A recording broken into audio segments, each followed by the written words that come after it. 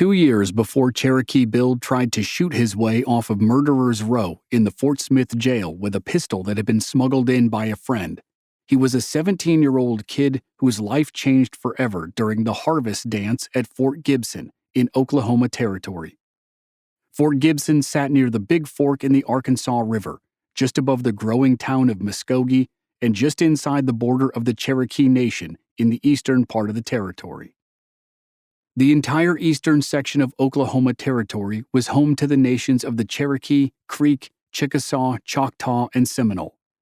In the autumn of 1893, the outlaw, who would be known as Cherokee Bill, was still using his given name, Crawford Goldsby. 17-year-old Crawford Goldsby went to the Harvest Dance to rendezvous with 15-year-old Maggie Glass. They had met at her cousin's house, and apparently it was love at first sight. Now, the teenage lovebirds were undoubtedly excited for the big dance, but the night took an unexpected turn in a bad direction. A local man named Jake Lewis, who was in his mid-30s, asked Maggie for a dance. Jake was thoroughly drunk. Maggie declined the dance, and he did not take the refusal well. As Jake Lewis hassled Maggie, Crawford Goldsby told Jake to back off. Jake was double the size and double the age of Crawford. And even though Jake was drunk, he was more than capable of handling the teenager. Jake pummeled the young man in front of the crowd at the dance. Crawford eventually escaped the beating, ran outside, and galloped away as Maggie shouted for him to come back. He didn't go back that night or the next. The public humiliation was unbearable, and Crawford Goldsby was determined to settle the score. 2 days after the dance, Jake Lewis was doing some work at the local livery. Crawford crept up to the barn with a revolver and waited in ambush. When Jake showed himself, Crawford stepped out, announced his intention to kill Jake, and opened fire. Crawford fired twice and hit Jake with both shots. As Jake fell to the ground, Crawford took off running. He ran from the site of the ambush, and he ran all the way out of the Cherokee Nation. Believing he had killed Jake Lewis, Crawford fled west across the Arkansas River and into the neighboring Creek Nation. Ironically, it might have been easier for Crawford Goldsby to hide if he had committed the more serious crime of murder. Jake Lewis would not have been alive to identify his attacker. But Jake survived the ambush, and he knew who pulled the trigger. So, Crawford Goldsby was now wanted for the shooting. And while part of him was probably just a lovesick teenager who had taken his revenge to the extreme, that wasn't the full story. Virtually all of Crawford's 17 years on Earth had been rough. If he had not ended up on the outlaw trail for the attack on Jake Lewis, it could easily have been something else. He grew up wild, as folks like to say. And his final year of freedom after the shooting at Fort Gibson would be the dictionary definition of wild.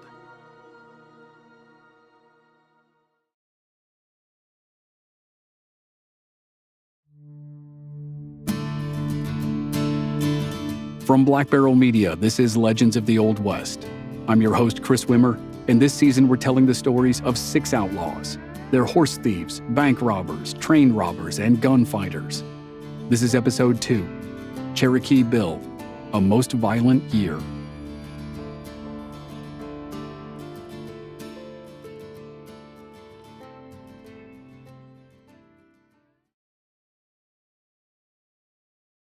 Crawford Goldsby's background and upbringing were complex. His father was George Goldsby, a Buffalo soldier with the 10th Cavalry who was from Perry County, Alabama. His mother was Ellen Beck, who was born in and was a member of the Cherokee Nation. Her parents had been slaves in the Cherokee Nation until they received their freedom during the Civil War, when Ellen was a child. Ellen and George met in Indian Territory and married at Fort Sill in 1874. They had 4 children in rapid succession, the second of whom was Crawford. With a heritage that was a blend of black, white, Cherokee, and maybe Lakota and Mexican, the kids were destined to struggle to feel like they belong anywhere. And then in 1880, when Crawford was 4 years old, the family fell apart. According to the story, the family was stationed at Fort Concho in West Texas. In San Angelo, the town near the fort, A sergeant with the Buffalo Soldiers of the 10th Cavalry entered a saloon and was confronted by cowboys and buffalo hunters. They stripped the chevrons off of the sergeant's uniform and forced him out of the bar. At the fort, when First Sergeant George Goldsby heard about the altercation, he led 8 soldiers back to the saloon. The next confrontation led to a shootout in which 3 civilians and 1 soldier died. To avoid being arrested for inciting a riot and murder, George Goldsby went AWOL and fled north to Indian Territory. His family never saw him again. Soon afterward, Ellen Goldsby moved her 4 children back to her childhood home of the Cherokee Nation and settled in Fort Gibson. But no sooner had they arrived than Ellen had to leave.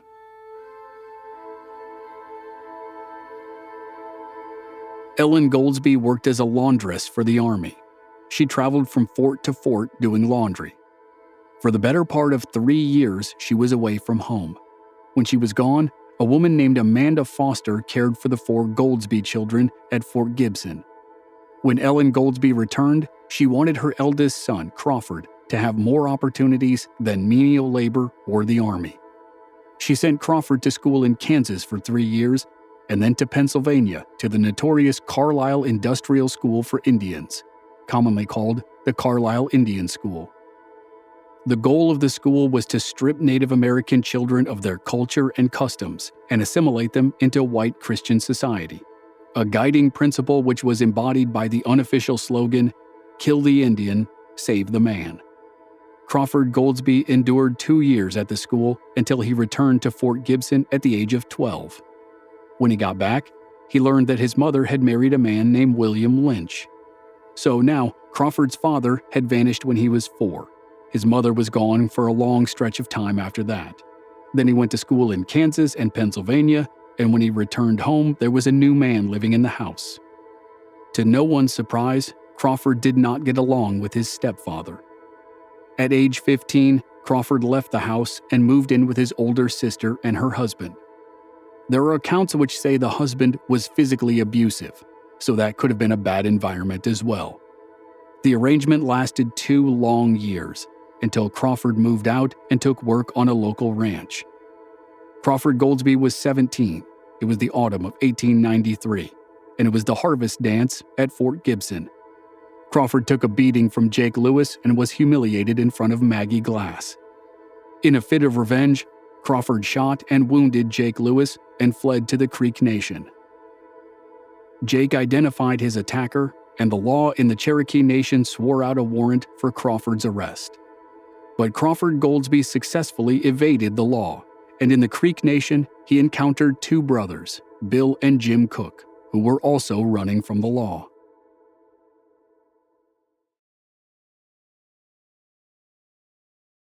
The Cook brothers were similar in age to Crawford Goldsby. Bill Cook was a little older, and Jim Cook was a little younger. They were mixed-blood Cherokee citizens like Crawford, and also like Crawford, they lost their father early in life. Their father passed away when they were children, and their mother died when Bill was 14 and Jim was 10. At that point, with no parents, the boys were sent to the Cherokee Orphan Asylum in the Cherokee Nation capital of Tahlequah. The boys didn't like the orphanage, which was no surprise, and they left before long. They survived the next few years by doing odd jobs. Bill Cook became a decent cowboy and an expert whiskey drinker. When he was 18 or 19, he started selling illegal whiskey in Oklahoma Territory, until he was caught by the U.S. Marshals and thrown in jail for 40 days. Along the way, Bill fell in love with a girl named Martha Pittman. To prove to her father that he wasn't a no-account outlaw, Bill started working with the Marshals as a posseman. But the pursuit of legitimacy came to an end when his younger brother Jim stole a watch. Jim was quickly caught and taken to Fort Smith, Arkansas. That was the headquarters of the Deputy U.S. Marshals who ranged through Oklahoma Territory, and the home of the hanging judge, Isaac Parker. 16-year-old Jim Cook had no interest in facing justice in Judge Parker's courtroom, so he jumped bail and went on the run. He ran back to Oklahoma Territory, to the Creek Nation, at the same time that Crawford Goldsby was running to the Creek Nation to avoid the law in the Cherokee Nation.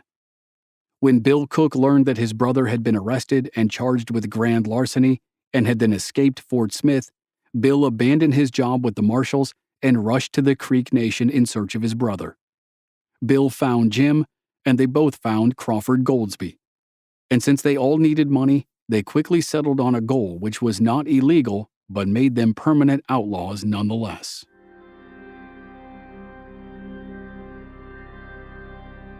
The U.S. government had just purchased a strip of land in the Cherokee Nation to open the land to white settlers.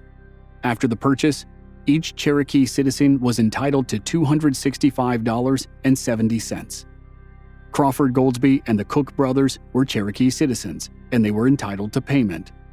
But as wanted men, they couldn't collect their money personally in Tahlequah. So they rode to Tahlequah, and the Cook brothers asked a woman who was a friend if she would collect the money on their behalf. The three young men offered to give her $50 each if she performed the errand. She agreed, and she successfully collected the money from the treasurer's office. Crawford and the Cook brothers gave her $50 each, and she had earned a handsome reward for an easy job. But what none of them knew was that the woman's estranged husband had watched her go to the treasurer's office to collect the money. The husband became suspicious that she might be with the wanted boy, Jim Cook, and he alerted Cherokee authorities. A posse found the three young men on the evening of June 17, 1894, only a few hours after the boys had collected their money. Deputy Sheriff Sequoia Houston of the Cherokee Light Horse Police Force led the posse that arrived to arrest Jim Cook on outstanding larceny charges. Houston had planned to surround the hotel restaurant where the boys were staying and wait until nightfall to capture Jim Cook. But as the posse approached the hotel, Crawford Goldsby was sitting outside under a tree enjoying the quiet summer evening. Crawford saw them coming. He grabbed his Winchester and raced for the hotel. He shouted at Bill and Jim to prepare for battle as the posse surrounded the building. Deputy Houston demanded their surrender. The young men refused, and a gun battle erupted. Houston took a position in a nearby ravine and fired at the hotel. The shots wounded Jim Cook inside the building. Crawford Goldsby fired a barrage at Deputy Houston, and at least one of the bullets found its mark. Deputy Houston fell, mortally wounded. In the small hotel, Jim Cook was nearly as bad. Outside, the men of the posse rushed to Deputy Houston's position, which afforded Crawford Goldsby and Bill Cook an opportunity. Crawford and Bill ran out of the hotel and dashed across the yard to the barn. They leapt onto their horses, collected Jim Cook from the hotel, and raced away into the darkness. With that shootout and that killing, the Cook brothers and Crawford Goldsby were officially outlaws who would be hunted forever, though forever would come much sooner than they hoped.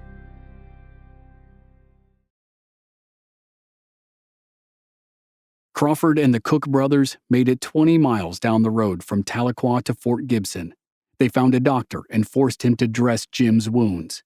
Then they stole a horse for Jim and kept moving. They started riding east toward Arkansas when they were spotted by lawmen. In the panic to escape, Crawford and Bill Cook became separated from Jim Cook. The lawmen overtook Jim and arrested him, but Crawford and Bill evaded capture. When Crawford Goldsby and Bill Cook disappeared into the wilderness, it marked the beginning of 6 months of utter chaos in eastern Oklahoma Territory. Crawford and Bill organized a group of bandits who would be called the Cook Gang, and Crawford became known by his famous nickname. Back in Tahlequah, when the posse had questioned the woman who helped Crawford and the Cook brothers, she referred to Crawford as Cherokee Bill, and the name stuck. She probably wasn't the first person to use the nickname, but that was when it took hold. Like all outlaw gangs, a revolving cast of characters rotated in and out of the lineup. But the thing that made the Cook Gang unique was that its members had the same mixed backgrounds as its founders. They had blended African American and Native American heritage, and they operated in the familiar grounds of the Cherokee Nation, the Creek Nation, and the Osage Reservation. And they wasted no time. The gang roared to life as if it knew its days were numbered, and the guys wanted to make the most out of every minute.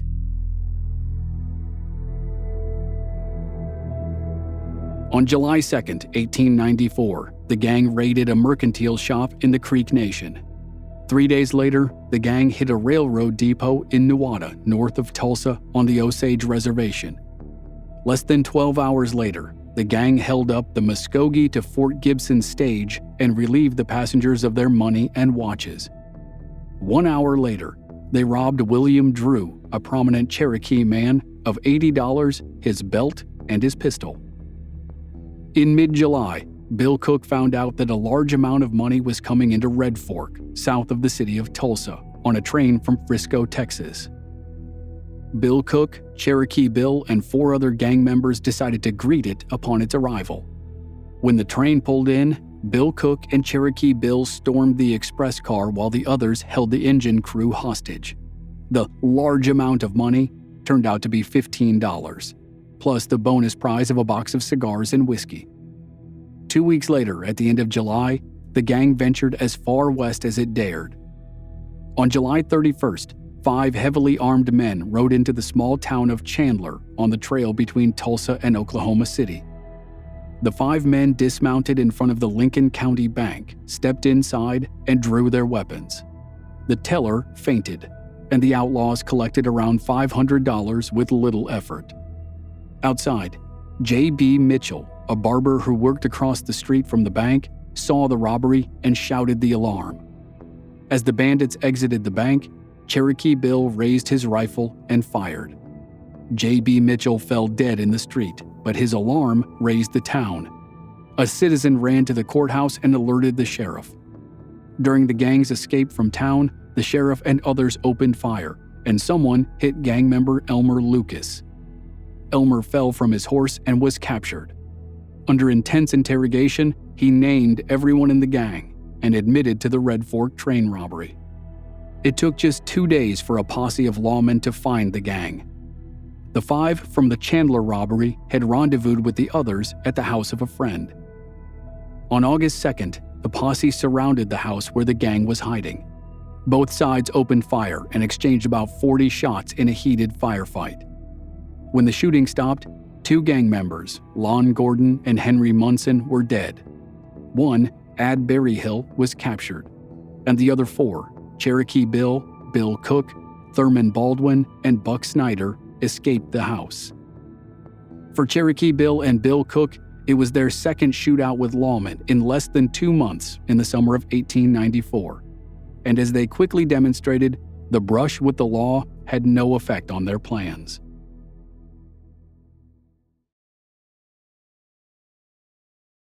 In September 1894, the gang robbed the J.A. Parkinson and Company store in Okmulgee. In early October, they robbed a traveler and then a train depot later that night. A few days later, they hit 2 more train depots on the same night. On October 22nd, they hit the post office and 2 stores in the village of Watova, north of Tulsa on the Osage Reservation. On November 9th, Cherokee Bill and gang member Sam McWilliams rode into the tiny town of Lenapaw in the northernmost reaches of Oklahoma Territory. The town was straight south of Coffeyville, Kansas, where the Dalton gang had been wiped out 2 years earlier. In Lenapaw, Cherokee Bill walked into the general store while Sam McWilliams stayed on his horse outside and controlled the townspeople with his Winchester. Cherokee Bill robbed the store and 2 of its customers of $600, the store owner's gold watch, and a bag of supplies. Before leaving, Cherokee Bill decided he needed ammunition. During the process of collecting the ammunition with the store owner from a back room, the outlaw spotted a painter named Ernest Melton watching the robbery from the window of the building next to the store. Cherokee Bill shot Ernest Melton in the head, stole the ammunition, and returned to Sam McWilliams outside. As the outlaws galloped away, the townsfolk rushed to Ernest Melton's side. Ernest was unarmed and posed no threat. The outlaws had not worn masks, so it wasn't a case where Ernest Melton was the only person who could have identified Cherokee Bill. The outlaw had just done it. A small posse of townspeople gave chase, but they were no match for the outlaw's speed. The robbery and murder in Lenapaw marked 5 months of nearly non-stop action by the Cook gang, from the Osage Reservation in the north to the Cherokee and Creek Nations in the south. The people of Oklahoma Territory were terrified and fed up.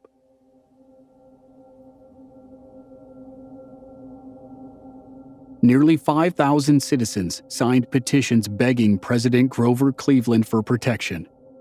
The authorities issued rewards as high as $1,500 for Cherokee Bill and members of the gang, but the gang kept going. On December 17th, the Outlaws robbed the Lafayette Brothers merchandise store in the Cherokee Nation near Lake Eufaula. On Christmas Eve, they were 100 miles north robbing a train depot in Newada, and they finished their spree on Christmas Day by robbing the passengers of a stagecoach.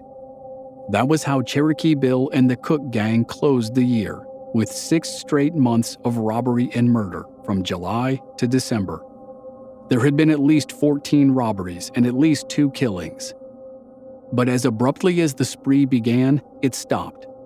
Bill Cook was captured in New Mexico on January 12, 1895, and sent to Fort Smith, Arkansas, where he was eventually convicted on multiple robbery charges and sentenced to 45 years in prison. Cherokee Bill and some of the other gang members were still at large, but Bill was the real prize for law enforcement. The reward money hadn't worked, and posses couldn't catch Cherokee Bill. So, U.S. Marshal George Crump decided to lure the outlaw into a trap using Cherokee Bill's old sweetheart, Maggie Glass. Maggie was now 16 years old, and her 17th birthday was coming up at the end of January 1895. Maggie had a cousin named Ike Rogers. Maggie and Crawford Goldsby had met at Ike's house 2.5 years earlier before the harvest dance when it all went wrong. Ike Rogers had a complicated history. He had served as a deputy marshal but had been dismissed for harboring fugitives. Now, Rogers was in financial trouble and had recently asked for reappointment as a deputy marshal. Marshal Crump made Rogers an offer. "Help us capture Cherokee Bill, and we will reconsider your appointment." Rogers agreed, and he found a way to invite Cherokee Bill to a birthday party that he was hosting for Maggie at his house.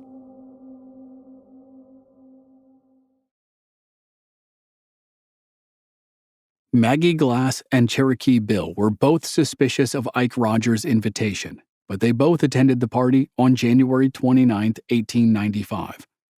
At one point, Maggie asked the outlaw to leave, but he refused. He remained vigilant, but he didn't leave. Throughout the afternoon and evening, Rogers made several unsuccessful attempts to subdue Cherokee Bill.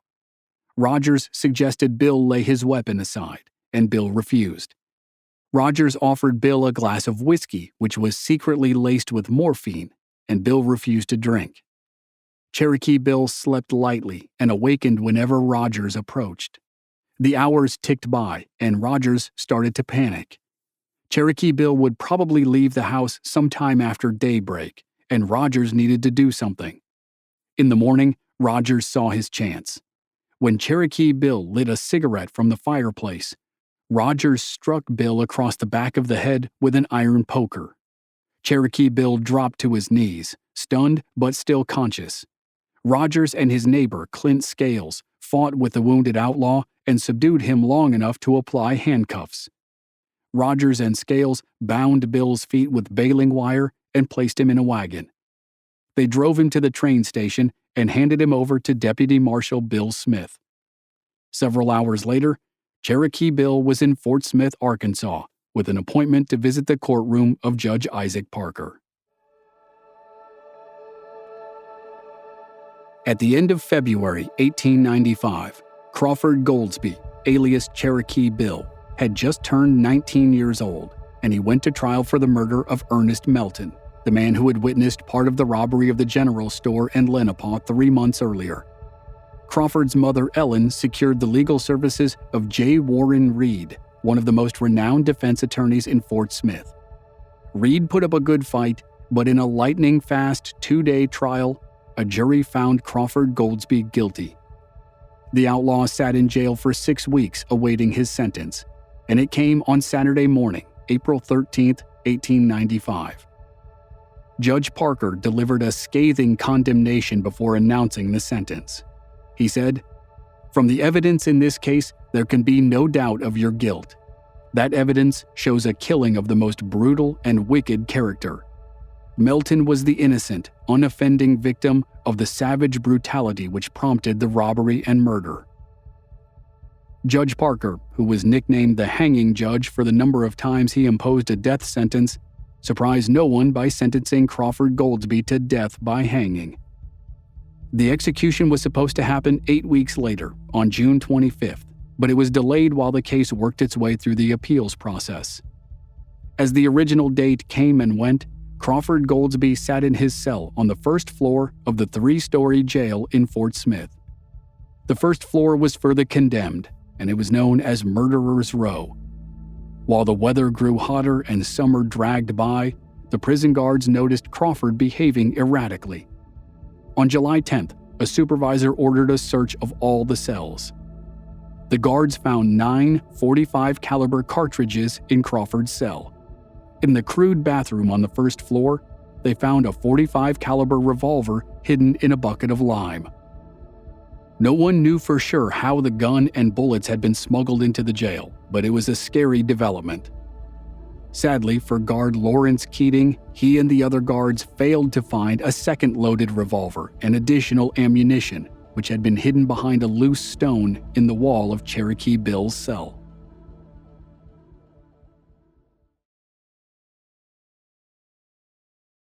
On the evening of July 26, 1895, prison guard Lawrence Keating performed his nightly routine of locking the cell doors. He started on the first floor, Murderer's Row, and he had no idea that a murderer in one of the cells had a gun. When Keating reached the cell of Cherokee Bill, Bill shouted at Keating to throw up his hands and surrender his pistol.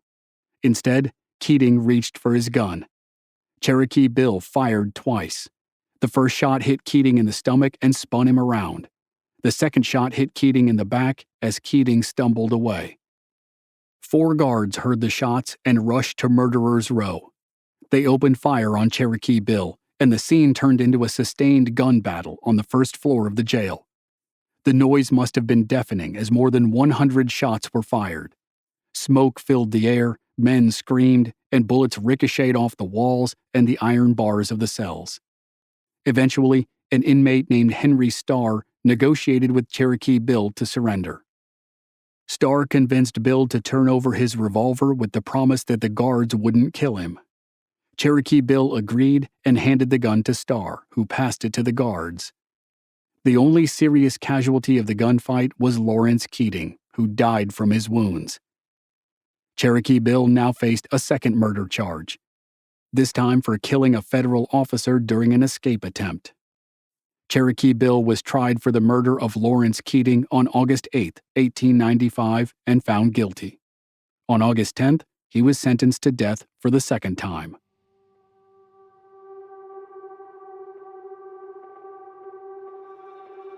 Seven months later, Cherokee Bill's final day arrived.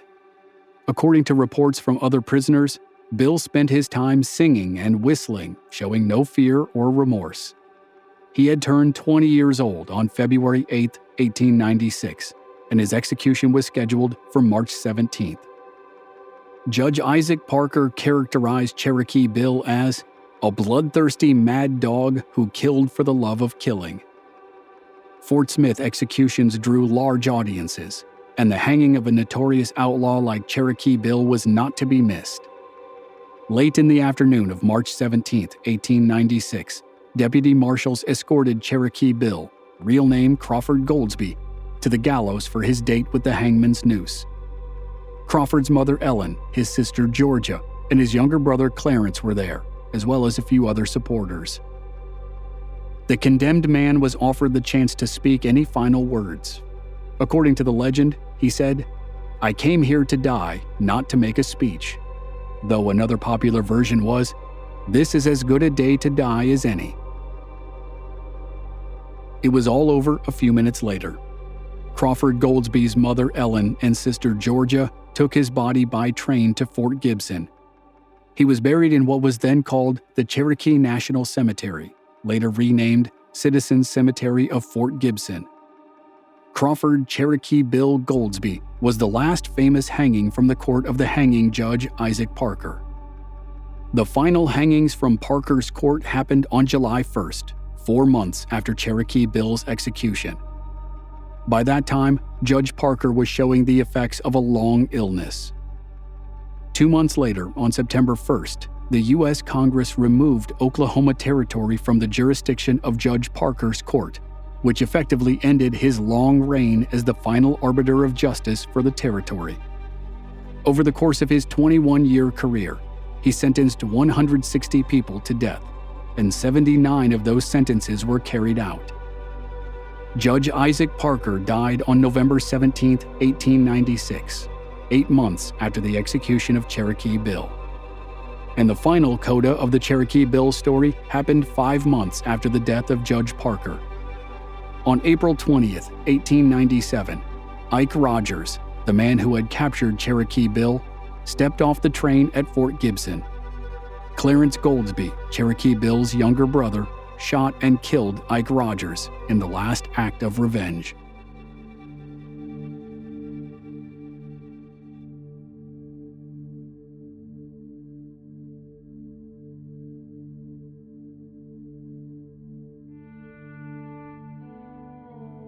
Next time on Legends of the Old West, it's the story of notorious gunfighter Clay Allison. From Confederate Army soldier in the Civil War to overall wild man of the West, Clay Allison's story features knife fights, vigilante lynchings, and shootouts.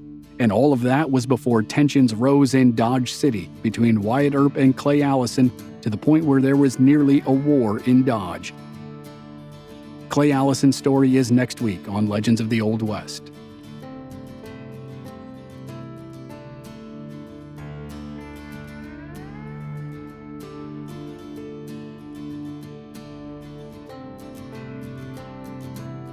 To binge all the episodes of a new season and to listen to every episode of the podcast with no commercials, subscribe in Apple Podcasts or sign up through the link in the show notes or on our website, blackbarrelmedia.com. This series was researched by Mandy Wimmer and written by me, Chris Wimmer. Original music by Rob Valier. Thanks for listening.